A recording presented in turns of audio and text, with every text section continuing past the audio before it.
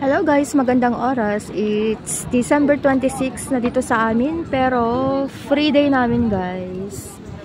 Tingnan niyo naman kung gaano kadami yung tao na papunta ng St. Peter's Square and St. Peter's Basilica kasi naka-open na yung holy door ng St. Peter's Basilica. Pero sa ngayon, di muna kami makikisabay kasi alam niyo na guys, sobrang dami ng tao. Ayan, doon sila papunta. Nandun ang kupola. Ayan. And etong nakikita ninyo na ito is Vatican City. Vatican City.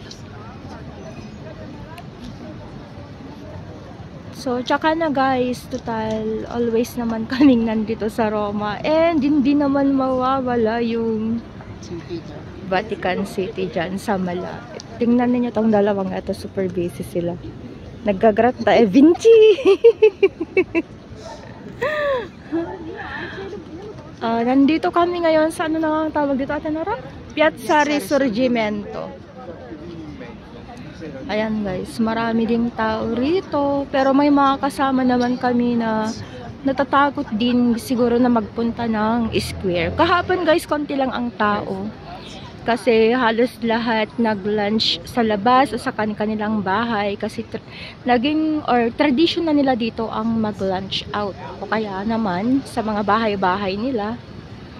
Ayan. Tapos, syempre, marami rin katulad namin na nag-work guys. So, nag-work kami ni Mama kahapon. From before 1, mga 11 siguro. Sinamahan ko si Mama ko kasi yung employer ko ngayon is yung matanda na nag-direct hire sa akin dito last 2005 guys. And nakarating ako dito sa Rome ng 2006 hanggang 2019. So, nag-decide akong umuwi last 2019 dahil may i-resolve akong problema, pero purtroppo hindi siya na-resolve. Buti na nga lang guys at nabigyan ako ng time na makabalik pa ulit dito. And I am so happy about it.